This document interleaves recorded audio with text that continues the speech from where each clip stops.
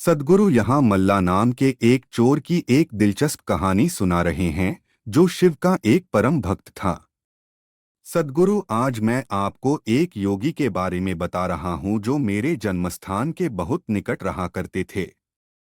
मैंने इस व्यक्ति के बारे में सुना था और उन विलक्षण घटनाओं के बारे में भी जो वहाँ हुई थीं, पर अपनी युवावस्था में मैंने उनकी ओर कोई खास ध्यान नहीं दिया। वे बातें सुनकर मुझे थोड़ा रोमांच होता था, पर उस समय उन सब को मैंने कोई महत्व नहीं दिया। मैसूर से लगभग 16 किलोमीटर दूर नंजनगुड़ के नाम से प्रसिद्ध जगह की बाहरी सीमा पर एक शिव भक्त रहता था। उसका नाम मल्ला था। वह किसी धार्मिक परंपरा से नहीं जुड़ा था और पूजा ध्यान के नियम नहीं जानता था। लेकिन बचपन से ही आंखें बंद करने पर उसे सिर्फ शिव दिखते थे। शायद उनके लिए भक्त एक ठीक शब्द नहीं है। उनके जैसे लाखों लोग हैं जो एक तरह से शिव के बंदी हैं।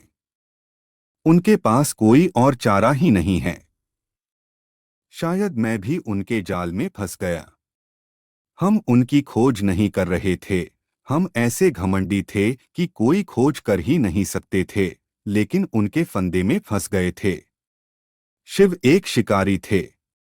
वे न सिर्फ जानवरों को फांसते थे बल्कि मनुष्यों पर भी फंदा डालते थे। मल्ला भी ऐसे ही थे।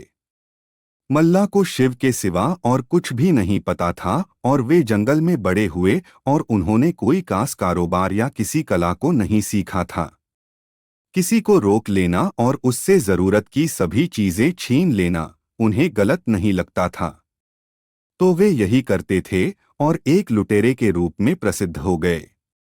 जंगल के उस मार्ग पर जहां से लोग आते जाते थे, वे एक नियमित लुटेरे बन गए। वह स्थान जहां वे लूटमार करते थे कल्लनमुलई के नाम से जाना जाने लगा, जिसका अर्थ है चोर का अड्डा। पहले तो लोगों ने उन्हें बुरा भला कहा, लेकिन जब साल का अंत आया तो लूटा हुआ सारा धन उसने महाशिवरात्रि का उत्सव मनाने पर खर्च कर दिया।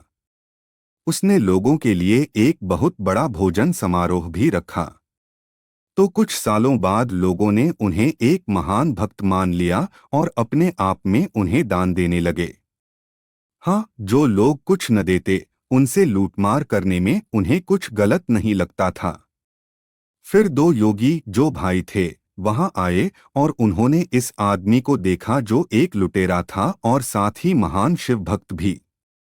वे उनसे बोले, आपकी भक्ति महान है, लेकिन आप जो कर रहे हैं उससे लोगों को तकलीफ होती है। उन्होंने जवाब दिया, मैं यह सब शिव के लिए कर रहा हूँ, तो इसमें समस्या क्या है। तब उन योगियों ने मल्ला को ठीक से समझाया, उन्हें अलग बैठाया और उन्हें कुछ व्यवस्था की बातें सिखाईं। उन्होंने उस जगह का नाम कल्लनमुलई से बदलकर मल्लनमुलई रख दिया। आज भी वह जगह मल्लनमुलई के नाम से जानी जाती है। वहां उन्होंने महाशिवरात्रि का जो उत्सव शुरू किया, वह अब उस स्थान की एक बड़ी परंपरा बन गया है। योगियों के साथ बैठने और लूटमार छोड़ देने के 1.5 साल के अंदर ही मल्ला को महासमाधि प्राप्त हो गई। इस तरह से उन्हें मुक्त कराने के बाद उन योगियों ने उसी दिन वहीं बैठकर अपने शरीर भी छोड़ दिए।